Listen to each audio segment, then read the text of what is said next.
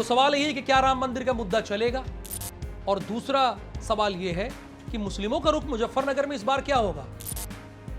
क्योंकि आरएलडी तो भारतीय जनता पार्टी की गोद में आके बैठ गई है, मुस्लिमों का रुख क्या होगा, वो किस ओर जाएंगे, क्या 2013 के दंगे को भुला पाएंगे। नमस्कार, बहुत स्वागत है आपका IBC 24 के डिजिटल प्लेटफॉर्म पर। मैं हूं आपके साथ राहुल सौमित्र, और आज लोकसभा में यूपी के 80 में हम जिस सीट की बात करने जा रहे हैं वो बड़ी इंपॉर्टेंट सीट है।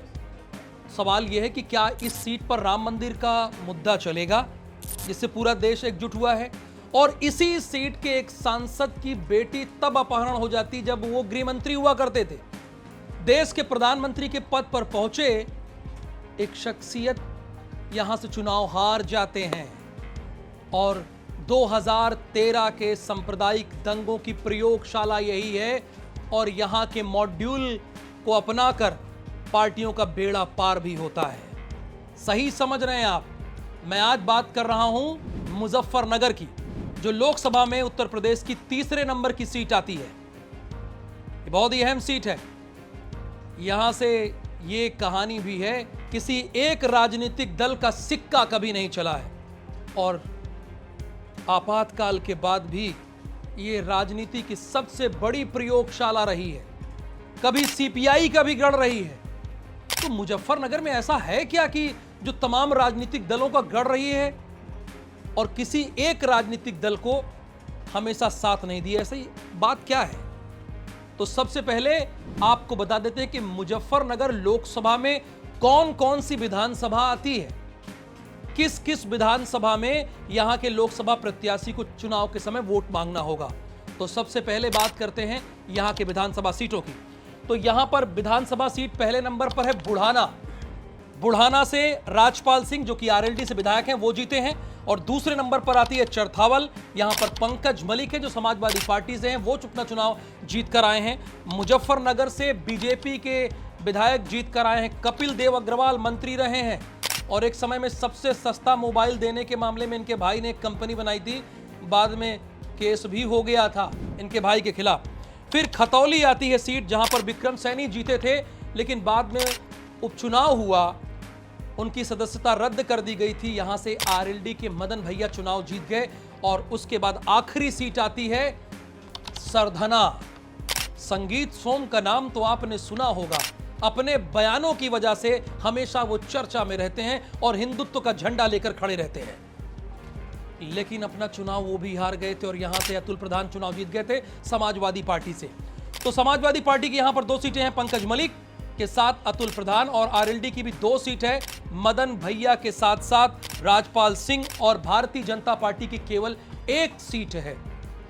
यहां पर अब तक कुल 17 बार चुनाव हो चुके हैं लोकसभा के, यानी 1952 से लेकर आज तक कुल 17 चुनाव यहां पर हुए हैं। और यहां पर चौधरी चरण सिंह, जो कि पश्चिमी उत्तर प्रदेश के बड़े और कद्दावर नेताओं में गिने जाते थे, जो देश के प्रधानमंत्री भी आगे चलकर बने थे, जब वो यहां अपना पहला चुनाव लड़ रहे थे ना, तो पहला चुनाव वो सीपीआई के कैंडिडेट से हार जाते हैं। उन्हें बुरी तरह से हार मिलती है। वो उनका पहला लोकसभा का चुनाव था जिसमें उन्हें शिकस्त मिलती है। तो 2014 की अगर बात करें तो 2014 में भारतीय जनता पार्टी ने मुजफ्फरनगर मॉड्यूल को अपनाकर यहां पर बम्पर जीत हासिल की थी। अप्रत्याशित किसी एक दल को इतनी बड़ी सफलता मिलेगी, यह किसी ने सोचा भी नहीं था। और उसके बाद 2019 में जब भारतीय जनता पार्टी, समाजवादी पार्टी और बहुजन समाज पार्टी और आरएलडी के साथ मिलकर लड़ रही थी, इसके बावजूद भारतीय जनता पार्टी पश्चिमी उत्तर प्रदेश की 17 सीटों पर हार हुई। यानी तीनों दल जब एक साथ मिल गए तो भारतीय जनता पार्टी का सिक्का चला नहीं, जो 2014 में चला था। यानी भारतीय जनता पार्टी के विजय रथ को पश्चिमी उत्तर प्रदेश में इन दलों ने रोक कर रख दिया। यह स्थिति है यहां पर। अगर ओवरऑल बात करें तो 42% सामान्य श्रेणी के लोग यहां पर रहते हैं, 20% मुस्लिम। इसीलिए मैंने शुरुआत में कहा कि क्या राम मंदिर का मुद्दा यहां पर चलेगा, जिससे पूरा एक देश जुट हुआ है। 12% जाट हैं, 18% SC ST हैं और बाकी की संख्या 8 है। लेकिन 12% जाट होने के बावजूद ये जाटलैंड क्यों कहा जाता है? ये जाट का गढ़ क्यों कहा जाता है? क्यों कहा जाता है कि जाटों की भूमि है? आप इतिहास उठाकर देख लीजिए, चाहे भारतीय जनता पार्टी हो, समाजवादी पार्टी हो, बसपा हो, वो जाटों पर ही ये भरोसा दिखाते आए हैं या फिर मुस्लिम प्रत्याशी को टिकट दे देते हैं। ये यहाँ का ट्रैक रिकॉर्ड है। जैसा कि आप जानते हैं, मैंने आपको बताया भी कि 1971 में चौधरी चरण सिंह अपना पहला लोकसभा चुनाव यहां पर हार गए थे। सीपीआई के नेता डॉक्टर विजयपाल सिंह से वो अपना चुनाव हार गए थे, यानी उस समय के कद्दावर नेता चुनाव अपना हार गए थे। और 1989 में यहां से मुफ्ती मोहम्मद सईद चुनाव लड़े थे।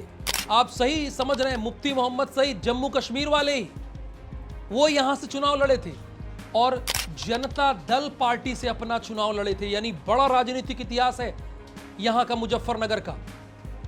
यहां से वो चुनाव लड़े जनता दल से, जनता दल को लीड कर रहे थे उस वक्त बीपी सिंह। चुनाव लड़े, जीते और उसके बाद देश के गृह मंत्री बने। और यहीं के सांसद रहते हुए जब वो गृह मंत्री थे तो उनकी बेटी का अपहरण होता है और उस अपहरण के बाद आतंकवादियों को छोड़ा जाता है, जिसके बाद मुजफ्फरनगर में खूब भत पिटी थी, खूब किरकिरी हुई थी और उसकी निंदा पूरे देश में हुई थी। तो ये यहां पर इतिहास रहा है। यानी 71 में चौधरी चरण सिंह अपना चुनाव हारते हैं और 1989 यानी 1989 में यहां से मुफ्ती मोहम्मद सईद अपना चुनाव लड़े और उसके बाद वो जीत तो गए, लेकिन उनकी फजीहत बहुत हुई, बहुत फजीहत हुई। और अगर आप चुनावों की बात करें, यहाँ का राजनीतिक इतिहास, तो हम जो एक राजनीतिक समीकरण उठाते हैं वो 2004 से उठाते हैं। यानी उसके पहले की स्थिति तो बहुत पहले, बैकग्राउंडर मैंने बता दिया, लेकिन अभी की अगर राजनीतिक समीकरण समझना हो तो 2004 से आते हैं। 2004 में यहाँ मुनव्वर हसन जीत गए। मुनव्वर हसन के पास वो रिकॉर्ड है जो कि सबसे कम उम्र में चारों सभाओं में पहुंचे, यानी विधानसभा, विधान परिषद, लोकसभा, राज्यसभा। ये तबस्सुम हसन के पति भी हैं, हालांकि ये उनकी पहचान नहीं है, पहचान तो उनकी है सबसे कम उम्र में चारों सभाओं में पहुंचने वाले नेता। 2004 में वो चुनाव जीत कर आए। तो 2004 के बाद अब आते हैं 2009 की बात करते हैं। 2009 में यहां से चुनाव लड़ाई थी अनुराधा चौधरी के बीच में और इसके साथ साथ लड़ाई थी कादिर राणा के बीच में। 2009 में तत्कालीन गुजरात के मुख्यमंत्री नरेंद्र मोदी यहां प्रचार करने आए थे और उन्होंने अनुराधा चौधरी के पक्ष में प्रचार भी किया था, लेकिन अनुराधा चौधरी अपना चुनाव कादिर राणा से हार गई और बसपा का यहां पर डंका बजा। चूंकि उस वक्त बसपा की सरकार भी उत्तर प्रदेश में हुआ करती थी। ध्यान होगा आपको, 2007 में मायावती प्रचंड बहुमत के साथ अपना चुनाव जीती थी और उसी लहर में यहां से बसपा के कादिर राणा अपना चुनाव जीत जाते हैं और अनुराधा चौधरी तत्कालीन मुख्यमंत्री गुजरात के नरेंद्र मोदी के प्रचार के बावजूद वो जीत नहीं पाती हैं। और अब 2009 के बाद 2014, तो हम 2014 की बात कर रहे हैं। 2014 में यहां से संजीव बालियान चुनाव जीत गए। देश के प्रधानमंत्री नरेंद्र मोदी उस वक्त प्रधानमंत्री के कैंडिडेट थे और गजब की उनकी लहर थी पूरे देश में। संजीव बालियान यहां से चुनाव जीत गए। लेकिन जैसा कि आप जानते हैं कि लहर किसी की भी वो पश्चिमी उत्तर प्रदेश में ज्यादा वो चलती नहीं है, वो समझ में नहीं आती लोगों की। यहां पे संजीव बालियान के जीतने के पीछे की वजह यह भी थी 2013 में जो दंगे हुए थे, आपको ध्यान होगा। मुजफ्फरनगर सिर्फ अपनी मिठास यानी चीनी और गन्ने के लिए फेमस नहीं है, कड़वाहट भी है, बदनामी भी है सांप्रदायिक दंगों की वजह से। 2013 लव जिहाद का मामला सामने आया, हिंदू मुस्लिम एक हो गए। एक क्या हो गए? एक दूसरे के खिलाफ लड़ने लगे। ये बात है, एक दूसरे के खिलाफ हो गए थे। और संजीव बालियान उस वक्त 2013 में गिरफ्तार किए गए थे। भारतीय जनता पार्टी के कई पश्चिमी उत्तर प्रदेश के नेता गिरफ्तार किए गए थे, जिसमें एक संजीव बालियान का नाम भी आता है, उन्हें भी गिरफ्तार किया गया था। उसके बाद 14 में कैंडिडेट बन गए थे। ध्यान होगा आपको, 57 लोग मारे गए थे। लव जिहाद का वो मामला था। तो 2014 में संजीव बालियान अपना चुनाव यहां से जीत गए। अब फिर आते हैं 2019 में। 2019 का चुनाव भी बड़ा दिलचस्प था। 2019 में सबसे बड़े जाट नेता के तौर पर जो जाने जाते हैं चौधरी अजीत सिंह थे और दूसरी तरफ संजीव बालियान थे। यानी दो जाटों के बीच लड़ाई थी जाटलैंड में। अब यहां की जनता के सामने एक बड़ी विडंबना थी कि किसका साथ दें। एक तरफ चौधरी अजीत सिंह, और उन्होंने खुलकर यह बात कह दी थी कि यह उनका आखिरी चुनाव है, ये कई सभाओं में उन्होंने कह दिया था। संजीव बालियान अपने तरीके से माहौल बना रहे थे, तमाम बातों को उकेर कर, पुरानी बातों को उठाकर लोगों के बीच जाकर बना रहे थे। और इसी लोकसभा के चुनाव में कई जगह पे संजीव बालियान को प्रचार करने से भी रोक दिया गया था। मुझे वो सीन याद है। संजीव बालियान प्रचार करने जाते थे, मंत्री भी थे और अभी भी केंद्र में मंत्री हैं, केंद्रीय राज्य मंत्री हैं। कई जगह प्रचार, गांव गांव में उनको घुसने तक नहीं दिया जाता था। लेकिन भले ही सबसे बड़े जाट नेता थे चौधरी अजीत सिंह उस वक्त, और आरएलडी, समाजवादी पार्टी और बहुजन समाज पार्टी तीनों दल एक साथ आके खड़े हो गए थे एक मंच पर। यानी एक मंच पर मायावती, अखिलेश यादव और चौधरी अजीत सिंह। इससे बड़ा नेता का दल नहीं होगा पश्चिमी उत्तर प्रदेश में, क्योंकि पश्चिमी उत्तर प्रदेश मायावती का भी गढ़ कहा जाता है। समाजवादी पार्टी भी वहां पर मजबूत है और चौधरी अजीत सिंह बावजूद इसके संजीव बालियान मजे हुए नेता साबित हुए और चौधरी अजीत सिंह को चुनाव हरा दिया। यहां से चौधरी अजीत सिंह चुनाव अपना हार गए। उसके बाद स्थिति यह बनी, वो चुनाव बड़ा दिलचस्प था। उसके आंकड़े क्या, जरा एक बार आपको मैं बता देता हूं। वो चुनाव ऐसे फंसा था कि आप ये जान लीजिए कि 5 लाख वोट के आसपास संजीव बालियान पाए थे और 5 लाख वोट वो भी पाए थे, यानी चौधरी अजीत सिंह। 5,73,000 संजीव बालियान और चौधरी अजीत सिंह 5,67,000 वोट, यानी बहुत मामूली अंतर था। लेकिन कहते हैं ना, जो जीता वही सिकंदर, और संजीव बालियान अपना चुनाव यहां पर जीत गए थे। तो ये यहां का इतिहास है। अब एक चीज और आता है, अब आपको वो जानना चाहिए, अब वो जान लीजिए। समाजवादी पार्टी और आरएलडी की दोस्ती पक्की है ना, आप लोग जानते हैं। लेकिन इस समय क्या है कि समाजवादी पार्टी के साथ आरएलडी नहीं खड़ी है। आरएलडी भारतीय जनता पार्टी के साथ जा सकती है। 7 महीने पहले ही इसकी स्क्रिप्ट लिखी जा चुकी थी। असल में मुजफ्फरनगर सीट पर 7 महीने पहले अखिलेश यादव ने लोकसभा प्रभारी हरेंद्र मलिक को नियुक्त कर दिया। विक्रमादित्य मार्ग से नियुक्त करके उन्हें भेज दिया कि आप जाइए। अब इधर जयंत चौधरी सोच रहे हैं कि मुजफ्फरनगर तो हमारी सीट है, वो खुद लड़ना चाह रहे थे। हालांकि वो राज्यसभा के मेंबर है और समाजवादी पार्टी ने उनको अपने कोटे से भेजा है। चूंकि 9 विधायकों से आप राज्यसभा के सांसद तो बन नहीं सकते, उसमें समाजवादी पार्टी का सहयोग था। लेकिन जयंत चौधरी खुद मुजफ्फरनगर से लड़ना चाह रहे थे और ऐसे में समाजवादी पार्टी ने वहां से लोकसभा का प्रभारी नियुक्त कर दिया। तब फिर आरएलडी और समाजवादी पार्टी में तभी से सब कुछ ठीक ठाक नहीं था।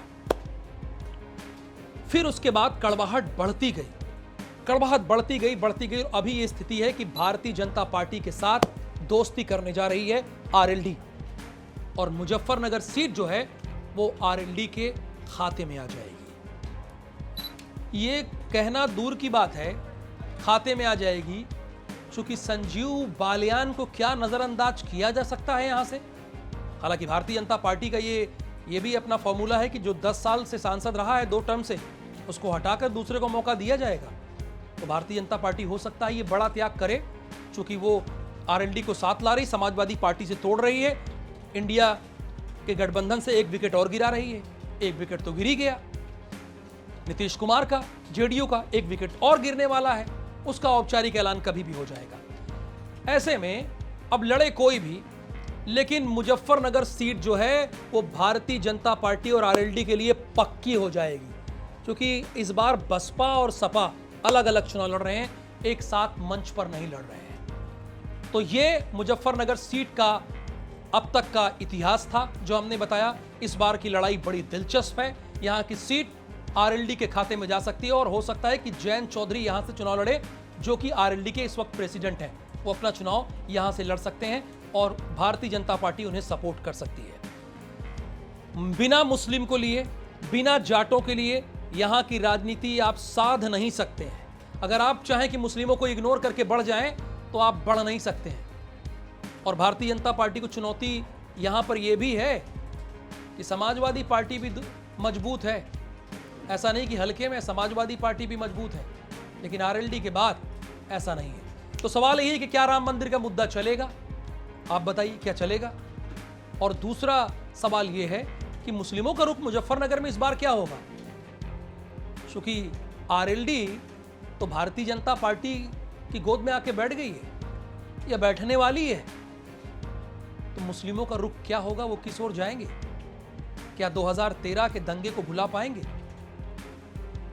ये कहानी बड़ी दिलचस्प है। तो मुजफ्फरनगर का ये वीडियो आपको कैसा लगा? लोकसभा में यूपी के 80 की सीरीज में हमने आज मुजफ्फरनगर की बात की। कल हम चौथी लोकसभा सीट के बारे में बात करेंगे।